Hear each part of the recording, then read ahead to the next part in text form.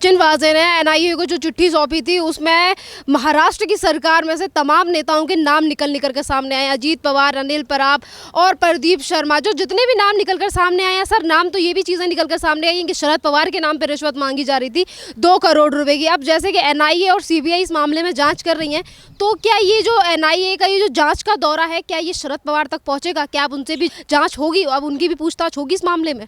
देखिए, एनआईए को पावर है आतंकवाद के मामलों में जांच करने की। और आज आपको मैं ये बता देना चाहता हूँ, एनआईए को बहुत ज़्यादा डिफ़िकल्टीज़ आती हैं कई बार, क्योंकि उसको अंतर्राष्ट्रीय इन्फॉर्मेशन जुटानी पड़ती है। आतंकवाद के लिए स्पेशल बनाई गई इन्वेस्टिगेशन, ये कोई साधारण मसला नहीं है। इसमें नॉर्मल कानून नहीं है। साधारण मामलों में 90 दिन के अंदर चार्जशीट पेश करनी होती है, लेकिन जो ये सचिन वाजे के डर के कारण जो लेटर निकल रहे हैं ना, इसका बेस क्या है? इसमें स्पेशल एक्ट है, इसमें 180 दिन तक आप चार्जशीट दे सकते हो।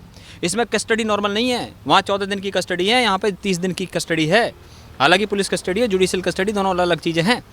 ये मैं आप बता रहा हूँ आपको, ये कानूनी बात है। और एनआईए का एक्ट है, उसके अंदर स्पेशल प्रावधान है, साधारण कानून पे नहीं चलती चीज़ें। और मैं आज आपको बता दूँ, मैं ये चाहता हूँ सचिन वाजे का नार्को टेस्ट किया जाना चाहिए। और नार्को टेस्ट भी उसका जो है पॉलीग्राफ टेस्ट नहीं, उसकी इतनी एक्यूरेसी नहीं है। उसके लिए मैं चाहता हूं कि एनआईए के जो स्पेशल कोर्ट को लिखित में एप्लीकेशन देनी चाहिए कि इसका जो हम ब्रेन मैपिंग टेस्ट करना चाहते हैं। और उसका जब टेस्ट किया जाएगा तो उसमें उन चीज़ों के नाम आएंगे। क्योंकि इस मामला बहुत बढ़ चुका है, आतंकवाद से जुड़ा हुआ मामला है कि जैसल हिंद नाम के ऑर्गेनाइजेशन के द्वारा जिम्मेवारी लेने का एक खेल कहाँ से रचा गया है। ये तिहाड़ जेल जो दिल्ली के अंदर है, उससे क्या कांटेक्ट हुआ, दुबई में डी कंपनी के लोगों से क्या कम्युनिकेशन की गई है। और सचिन वाजे के फ़ोन के अंदर बॉलीवुड के सेलिब्रिटीज़ फ़ोन करते थे उसको, वो कौन लोग हैं, क्यों करते थे उसको फ़ोन, ये सवाल आ गए। दूसरा मसला ये एनआईए का आप क्या समझ रहे हो? पता है इन्वेस्टिगेशन में इतनी दिक्कत का एक बहुत बड़ा कारण क्या है? टेक्नोलॉजी है। क्योंकि मसला ये है कि अभी हमारी जो एजेंसीज जाँच कर रही हैं वो तो डिवाइसेस को पकड़ लेती हैं, लैपटॉप पकड़ लिया, मोबाइल पकड़ लिया, गैजेट्स पकड़ लिए, लेकिन मसला सारा ये है जो सर्वर पे डिटेल है, व्हाट्सएप के सर्वर पे डिटेल है, उसका तो हेडक्वार्टर यूनाइटेड स्टेट्स के अंदर है, कैलिफोर्निया में। और उसका जो डेटा सेंटर है वो वाशिंगटन डीसी के अंदर है, और एक सैन जोस कैलिफोर्निया के अंदर है। अब व्हाट्सएप के यहाँ पे सीईओ आके गए थे 3 साल पहले, यहाँ हमारे आईटी मिनिस्टर से मिल के गए थे। यहाँ कहे तो गए वो कि हम देंगे, लेकिन क्या देंगे आप? यहाँ डाटा सेंटर तो है नहीं। आप बताइए, आप ये बेवकूफ़ बनाने का खेल वहाँ से जो आईटी ग्रुप्स हैं वो चलता रहता है।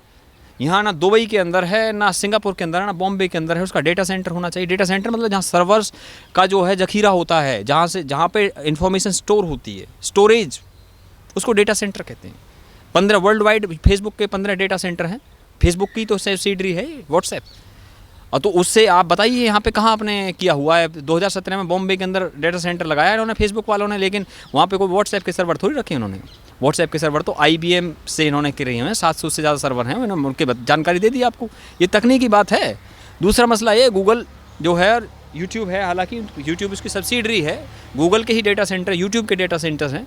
उन्होंने तो 31 डेटा सेंटर वर्ल्ड वाइड लगाए हुए हैं। उन्होंने तो जो है अलग अलग लोकेशंस पे किए हैं उन्होंने। कानून के प्रावधान के अनुसार ही मैंने ये चीज़ पूछी कि जिस तरीके से सीबीआई और एनआईए जांच कर रही हैं इस सारे मामले में, बड़े बड़े नेताओं के नाम निकल कर आ रहे हैं, तो क्या सीबीआई एनआईए के हाथ इन बड़े बड़े नेताओं तक पहुंचेंगे? क्या इनको भी पूछताछ के लिए बुलाया जाएगा, या फिर ये सचिन वाजे पर ही सिमट कर रह जाएगा केस? सचिन वाजे के द्वारा बड़े बड़े नाम सामने आ रहे हैं। अनिल पराब का आ गया, अनिल देशमुख का आ गया, अनिल देशमुख के द्वारा शरद पवार का नाम भी आ गया। क्या इन लोगों से पूछताछ होगी?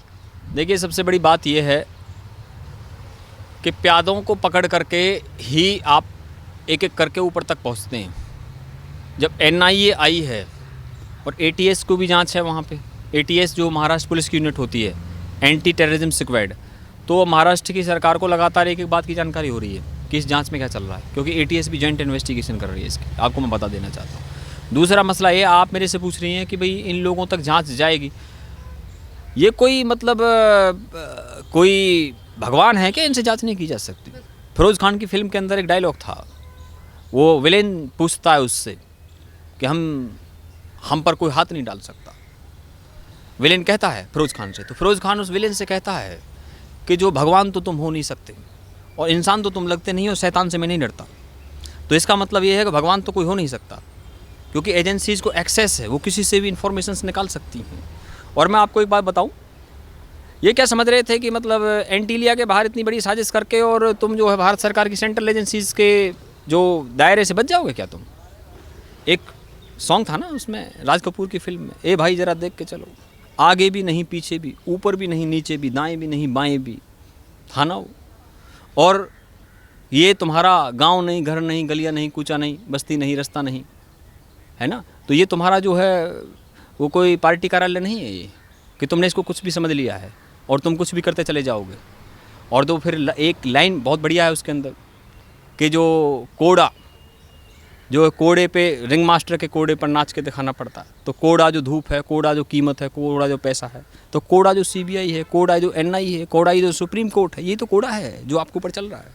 और दूसरी बात सुनिए, इसमें जब मसला आ गया एजेंसीज़ को ये सारी जानकारी, क्योंकि उनके पास एक एक्सपर्टीज़ है कैसे डिटेल निकालनी है, लेकिन ये राजनीतिक चीज़ों में ना फंसे, सबसे बड़ी बात यहाँ होती है। अब देखिए अमित शाह के साथ में एक मीटिंग जो है वो गुजरात के अंदर बताई शरद पवार की, वो मीटिंग क्या थी, किसी बिजनेसमैन के घर पे वो दोनों आए हुए थे, लोग उसी को मीटिंग बता रहे। अब ठीक है, बताने दो मीटिंग, अब उसको वो भी मीटिंग है, तो फिर पता नहीं अब किसी के घर हम मैं और आप मिल जाएं तो उसी को कोई मीटिंग बताने लगे। मसला सारा ये है कि देखिए इस समय जो बीजेपी का ध्यान तो बंगाल पे लगा हुआ है, लेकिन बंगाल के बाद में तो पता 3 स्पेशल मिनिस्टर्स ने इस पर प्रेस कॉन्फ्रेंस करी है। अब आप पूछ रही हैं इसमें ऊपर तक बात जाने की, जहाँ तक बात आ तो गया नाम उसके अंदर। अब जब इनके नाम वहाँ पे ये छोटे छोटे ऑफिसर्स ले रहे हैं, मैंने आपको पहले भी कहा था कि NIA की कस्टडी में है, बंदे की जान को खतरा है, दिल्ली लेके आ जाना चाहिए NIA को वहाँ पर, क्योंकि जिन लोगों के मैंने बताया था ना, बड़े बड़े लोगों के नाम आने की इसमें संभावना है। और ये जो परमबीर सिंह है, ये अपने आप को निर्दोष कैसे बता सकता, बताइए आप। ये इंडियन पुलिस सर्विस का ऑफिसर है। इंडियन पुलिस सर्विस का ऑफिसर का मतलब ये रिपोर्टिंग इनकी होम मिनिस्ट्री भारत सरकार को भी होती है। और अगर आपको इतना ही दम घुट रहा था तो आपने वो भारत सरकार के होम मिनिस्टर को लिख के दे देते, मेरा कैडर चेंज कर दीजिए, महाराष्ट्र से मुझे दूसरे स्टेट में भेज दीजिए। लेकिन आप तो खुश थे ना उनके साथ में, बेवकूफ़ बनाने का खेल चल रहा है। और दूसरी बात ये है कि अगर जब आपने आरोप लगाए, जैसे बॉम्बे हाई कोर्ट ने कहा आपने उस वक्त FIR करनी चाहिए थी, चलो कोई बात नहीं, उस वक्त FIR नहीं करी, आपके ट्रांसफ़र जब हो गया तब आप ये सब चीज़ें लिख रहे हैं उसके बारे में, कोई बात नहीं, अब लिख दिया तो अब सही, लेकिन अब सबूत दे देना उनके अगेंस्ट में जा करके, अब गवाह बनना आप। अब तक ऑफिसर थे ना, अब गवाह बन करके खड़ा होना पड़ेगा। और खुद को भी कानून से कोई ऊपर नहीं है, कानून की आंखों में पट्टी जरूर बंधी है। कि वो अमिताभ बच्चन की फिल्म के अंदर था ना कि ये अंधा कानून है, कानून की आंखों में पट्टी जरूर बंधी है, लेकिन एक एजेंसीज को एक एक बात का सबूत जुटाना पड़ता है।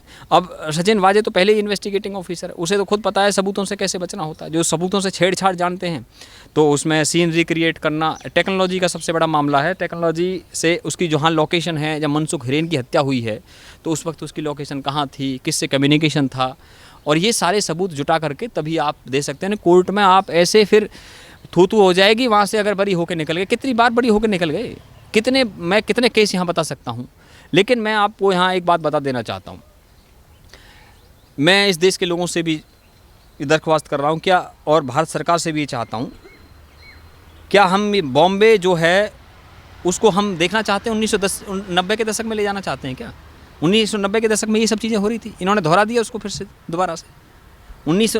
वहाँ पे सड़कों पे खुलेआम पुलिस को एक बहुत बड़ा एक रोल दिया गया, टास्क दिया गया था, इलाके बांट दिए गए थे, अलग अलग इलाकों से उगाही के नेटवर्क चलना स्टार्ट हो गए थे, इतने बड़े बड़े शेयर के घोटाले हुए, यहाँ पे हर्षद मेहता का नाम आया, यहाँ अब्दुल करीम तेलगी का नाम आया, इतनी बड़ी बड़ी चीज़ें हो गई, 1990 के दशक में धकेल दिया। और वो बात करते हैं जो कुछ देर पहले आपने खुलासा किया, आपने कहा कि प्रदीप शर्मा का नाम आपने पहले बताया था और अब प्रदीप शर्मा का नाम निकलकर सामने आया है, जो कि पहले सचिन वाजे के साथ ही थे, इन्होंने एक साथ में इनकाउंटर भी किए 2004 में। सवाल ये भी उठता है कि जब सचिन वाजे बड़े बड़े इन अफसरों का नाम ले रहा है, प्रदीप शर्मा का नाम आ गया, और प्रदीप शर्मा शिवसेना के भी नेता हैं जो 2019 में असेंबली के चुनाव लड़ चुके हैं। सवाल ये भी है कि जब ये सारी चीज़ें उद्धव ठाकरे की नाक के नीचे हो रही थी, क्या उन्हें खबर नहीं थी इन सारी चीज़ों की, जो आज वो चुप्पी साध कर बैठे हैं?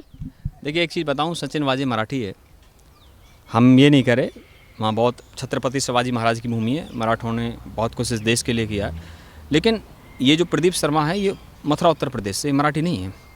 और परमबीर सिंह जो है वो फरीदाबाद से है, गुर्जर कम्युनिटी से।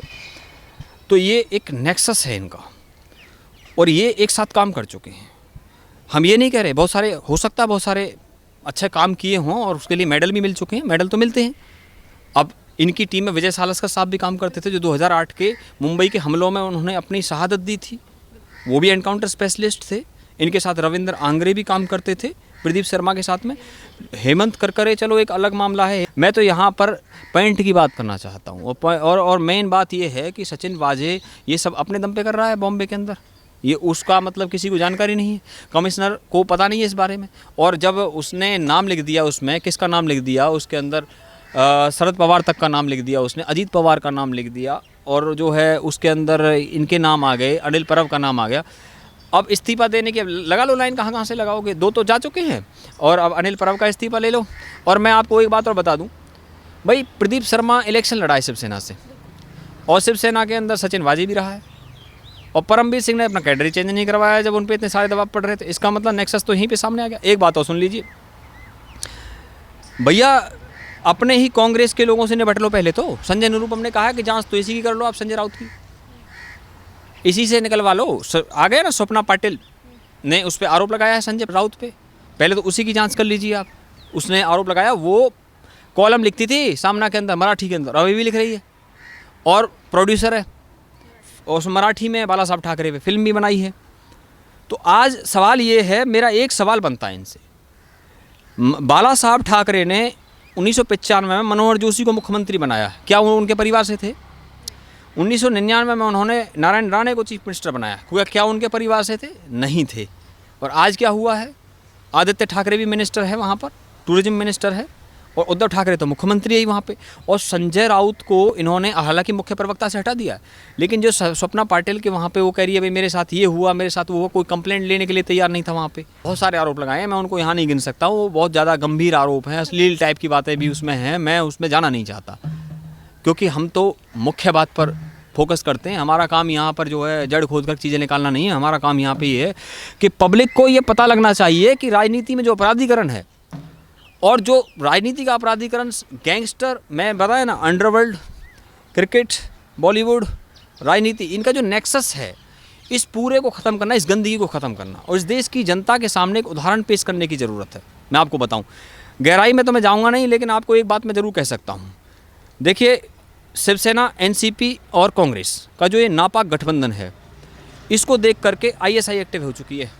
और मैं ये उदाहरण के साथ बता रहा हूँ, पिछले ही साल किन परिस्थितियों में कांग्रेस का जो वहाँ पे स्टेट प्रेसिडेंट था बाला साहब थोराट, उसको हटा दिया गया। वो लेटर लेके गया था उद्धव ठाकरे के सामने, और लेटर लेके गया कि भाई ये कॉमन मिनिमम प्रोग्राम को पूरा करो।